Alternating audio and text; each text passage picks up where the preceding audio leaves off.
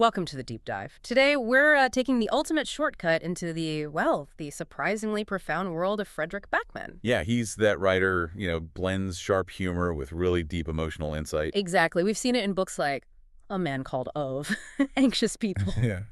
But today, our focus is on a novel that, well, it uses the language of fairy tales to get into some pretty tough stuff. Grief, identity. It's... My grandmother asked me to tell you she's sorry. And that title, it sort of suggests maybe awkwardness, apologies.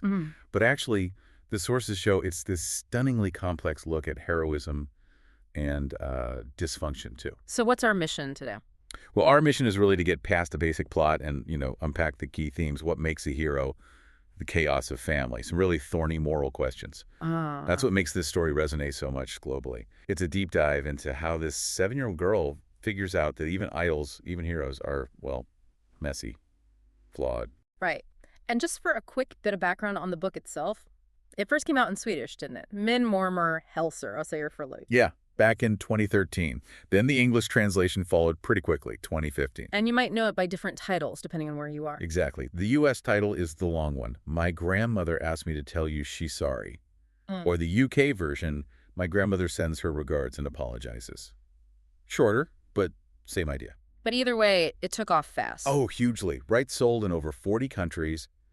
And it got critical nods, too long listed for the International Dublin Literary Award in 2017. So it looks whimsical, but it's got weight. Definitely not light reading then. So to really get into this journey, we have to start where Backman starts, right? With Elsa. Absolutely. The protagonist. She's 7. But she seems much older in some ways. Incredibly smart, uses big words. And corrects everyone's grammar. Ha, yeah. Okay. Which immediately sets her up as, different. Yeah. An outsider. Totally. She feels different.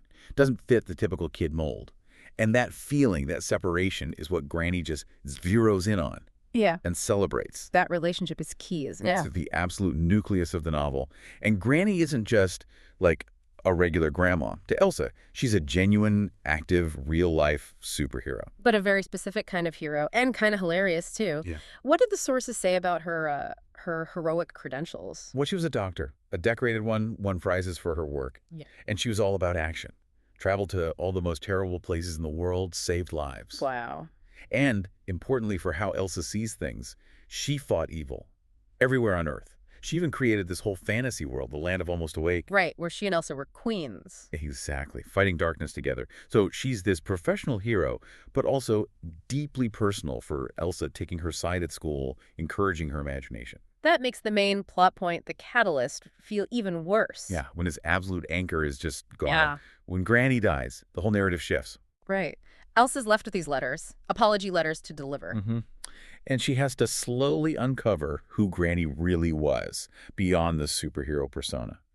Understand the lives of people, Granny-affected people living right there in their apartment building. It's quite a structure. It's ingenious, really. Because Granny used that land of almost awake stuff not just for fun.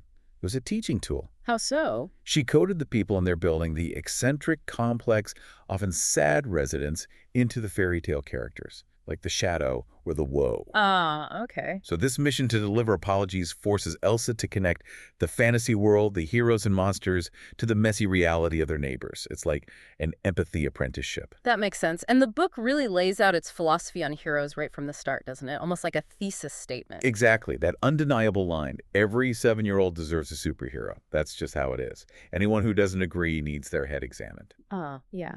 The book basically argues that needing a champion, someone who really sees you, is just fundamental, a human need, non-negotiable. And for Elsa, feeling so different, having Granny champion her quirks, that's huge. Life-changing, literally. Granny doesn't tell her to change, to tone down the vocabulary, or stop correcting people. She frames those things as part of her greatness. Difference is power. That's the core message, yeah. Granny explicitly connects being unique to being heroic.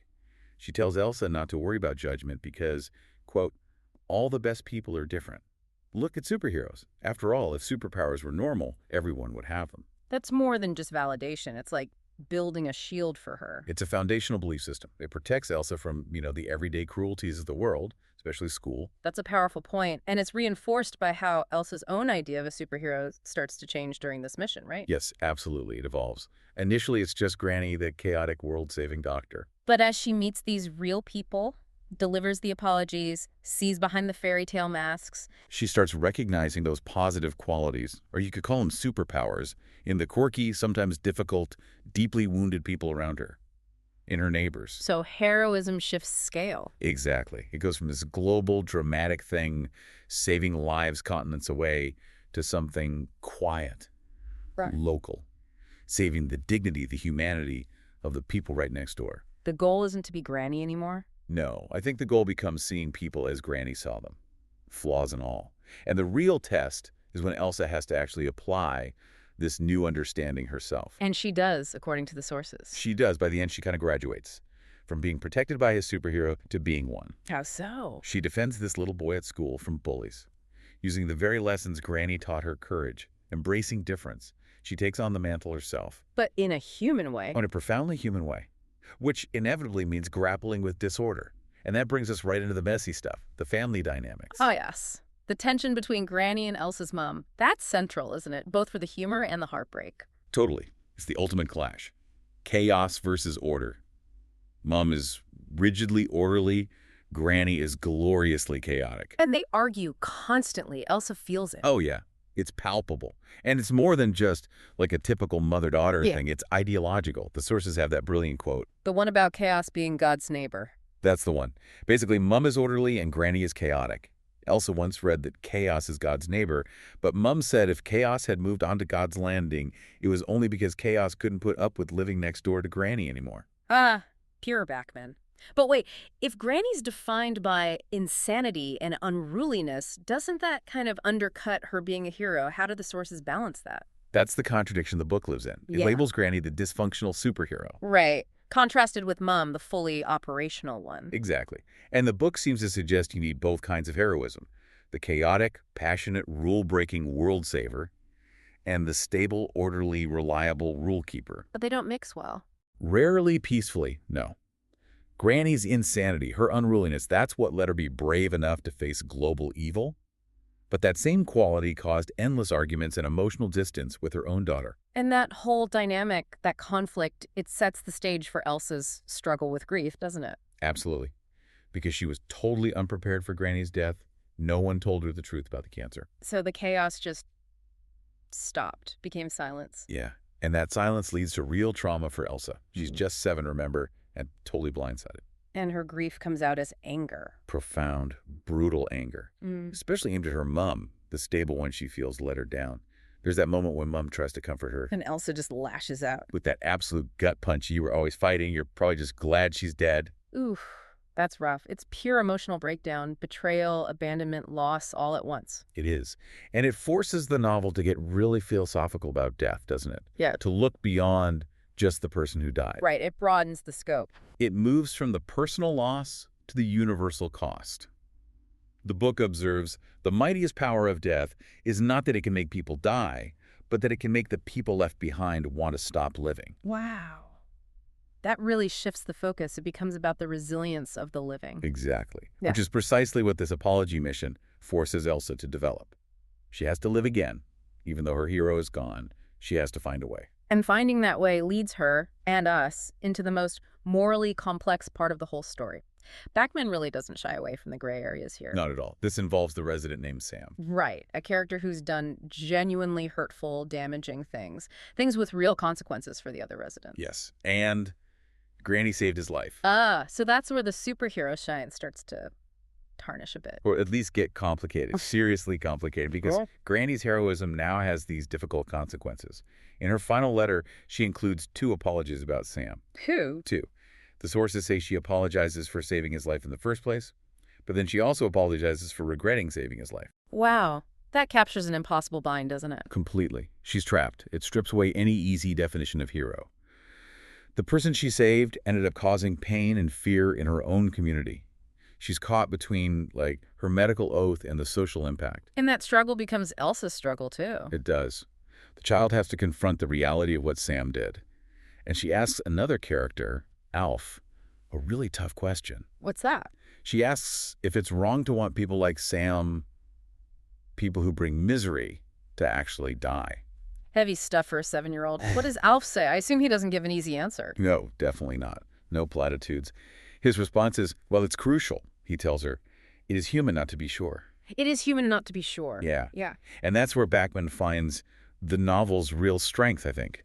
He forces you, the reader, to sit with that moral ambiguity, to acknowledge that even the best choices, like saving a life, can have incredibly messy, painful, even regrettable outcomes. So true bravery isn't about always being right. Maybe it's about recognizing that complexity, living with it.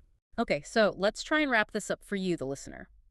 We started with this unique kid, right? 7 years old, correcting grammar, on a mission. And we ended up deep in what it means to be brave, the cost of chaos, the moral compromises of just being an adult. The whole story, based on the sources, it's really a masterclass in showing how people, even world-saving doctors, are defined by all these complicated past identities, these messy human relationships. And if you connected back to the land of Almost Awake, those fantasy stories Granny told, they weren't just escapism. Oh. They were preparation.